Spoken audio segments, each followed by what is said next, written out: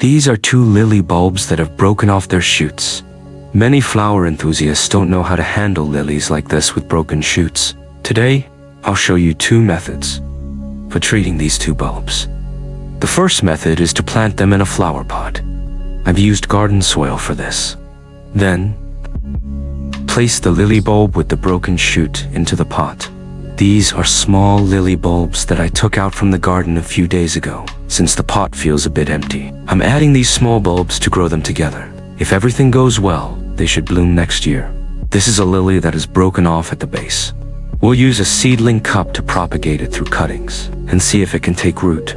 I'll use the same soil for this.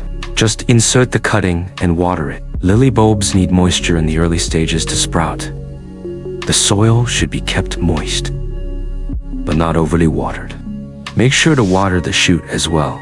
Place it in a shaded, well-ventilated area and avoid direct sunlight for the other bulb. The second method is to place it in a bag. Fill the bag with some soil and wrap it up. Use a plastic wrap or a food storage bag and store it in the refrigerator. Make sure not to freeze it, but put it in the vegetable and fruit compartment. Leave it there for at least 45 days. This method forces vernalization so that it will sprout again. The first method is to nourish the bulb so it won't bloom this year. The second method, after sprouting, will allow it to bloom the same year. We can make pineapple peel enzyme again. It's the season for pineapples. Today, I bought a pineapple. Let's quickly turn it into enzyme. First, chop it up a bit. This increases the surface area, and it will ferment faster. Pineapple peel itself is an organic substance. It's rich in minerals, proteins, vitamins B and C, as well as potassium, magnesium, and other nutrients. After fermentation, most of these nutrients will remain, and they'll be more easily absorbed by plants. This pineapple peel is quite tough. These are the materials we need to make the enzyme. First, pineapple peel and brown sugar. Brown sugar is a bit expensive, so when I don't have it, I use molasses. Molasses is more affordable. This is some rice washing water I've saved for a few days. Using rice washing water for fermentation gives it a stronger fertilizer effect. The ratio we use is still 3 parts pineapple peel, 1 part brown sugar, and 10 parts water, along with some leaf mold bacteria. Let's put all the pineapple peel into this container. Brown sugar is the food for beneficial bacteria. By providing nutrients for the beneficial bacteria, they'll get stronger, and they will breed more beneficial bacteria for us. Then, we add some M bacteria. EM bacteria itself contains dozens of beneficial bacterial strains, and with brown sugar to help it multiply, the number of beneficial bacteria inside will increase. This way, fermentation not only happens faster, but it also produces more nutrients. During fermentation, there won't be any unpleasant odors. Pour in all the rice washing water and shake it. Shake up any sediment at the bottom. It's hard to tell, but this container can hold a lot. Don't waste the orange peel you just ate. Add that in too. Close the lid and release some gas every 2 or 3 days, or leave it slightly open. Put it aside to ferment. After a few days, add a little more, and that's how we finish making pineapple peel enzyme. Today is our seedling course. First, choose soil that is loose and breathable. Peat soil and nutrient-rich soil are both fine. After pouring it out, I'll add some rice, husk, charcoal, and crushed eggshells. These two materials not only improve soil aeration, but also help adjust the soil's pH. They provide potassium, calcium, and other elements for plant growth. The rice husk charcoal is really great. It contains silicon, which enhances the plant's resistance to lodging and diseases. And it also has some insect-repelling properties. Don't add too much, just a little is enough. Mix it together, then spray some water to dampen the soil. Mix it again when you grab it. It should clump together, but crumble easily when touched. Now it's ready to go into the seedling tray. I really recommend this seedling tray. It's a complete set with a base and a lid, which is especially useful during cold weather. And it's transparent, so we can observe the plant roots easily. I used to use these black ones, but I rarely use them now. Look, it's much bigger inside. After filling it, remove the excess soil from the top. One very important step is to press down on the soil. You can use your fingers to press, or use another seedling tray to press down on it. Just a little pressure will do. After pressing, we need to water it again. Spray it 2 or 3 times, and let it absorb the water. Then spray it 2 more times. Don't overwater. No water should drip from the bottom. Now we just need to add the seeds. This is Brussels sprouts. It will form many small, cabbage-like heads, the size of ping pong balls on the stem. It's highly nutritious and tastes great. The seeds I chose are a bit more expensive than regular ones, but there's a reason for that. First, the seed purity is high, with strong vitality and disease and pest resistance. Good seeds are few, but they are plump and full. Place each seed one by one in the seedling tray. This is kale. It comes in various colors. I already have a few colored ones at home, so I just bought the green ones. 3 rows fit perfectly, 4 seeds per variety. Then cover the seeds with a thin layer of soil. Clear away any excess soil. Press it down with your fingers to ensure the seeds are in contact with the soil, so they can fully absorb moisture when watered. That's about it. But it's not done yet. We need to spray it with water again. Just spray 2 more times. Don't water it to the point where water is dripping from the bottom. This step is also very important. Place it in a ventilated spot. Make sure the bottom is also ventilated. And don't put it directly on the ground. That way. Water won't collect underneath, which would be bad for seed germination and growth. You can find a hollow frame or prop it up with something. Put the seedling tray on top of it. Don't give it full sun. Provide some shade. If the temperature is above 35 degrees Celsius, keep it indoors. And the most important step, the timing and amount of watering each day.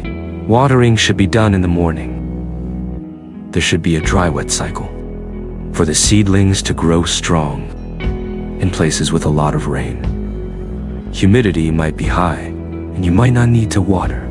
The key to determining when to water is to lightly tap it with your hand. If it feels lighter, it's time to water. This is crucial for seed germination and strong seedling growth. The ground is covered with pine needles. They're a treasure material for growing flowers and vegetables. After we collect them and ferment them, we can use them.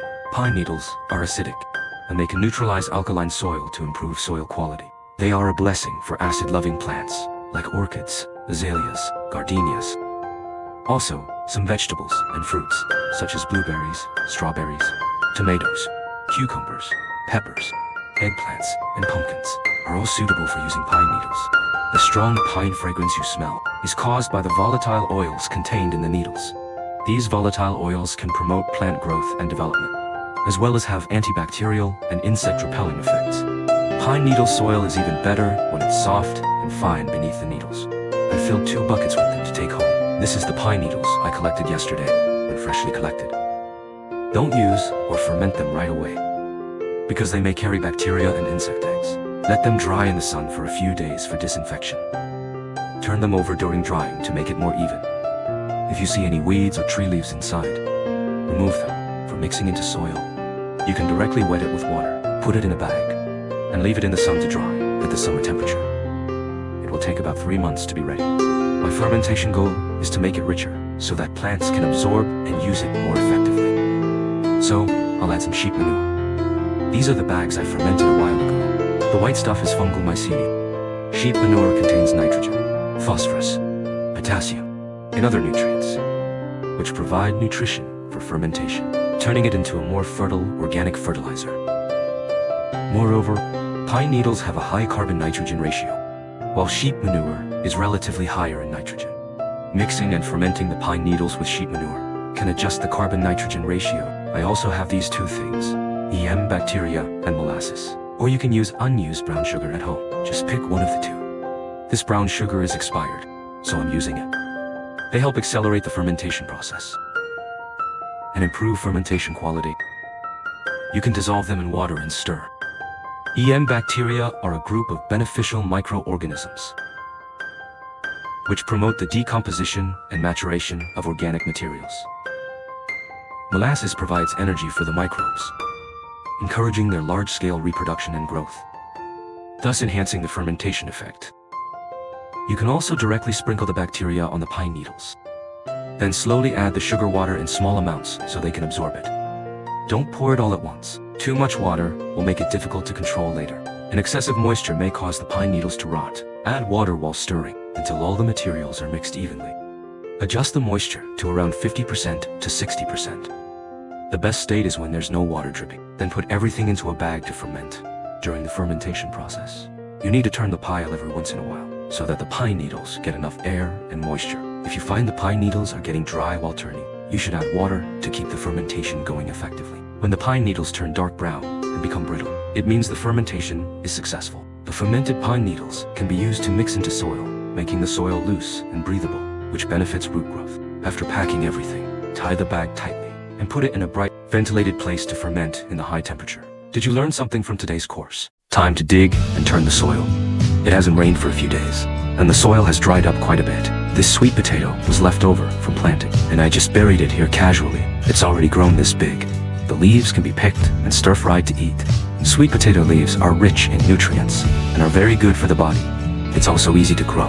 Friends who have space can plant a few, and you can eat the leaves in the fall. Sweet potatoes will grow too, though it's a bit of a waste to pull it out. I have to discard it when turning the soil. There are still weeds growing behind. The weeds that aren't growing will slowly decompose in the soil. They will compete with the plants I'll plant later for the nutrients in the soil. The important thing is that some of these weeds might carry pathogens and insect eggs. If we bury them in the soil, it can lead to the spread and proliferation of pests and diseases, which affects the health of future plants after pulling the weeds.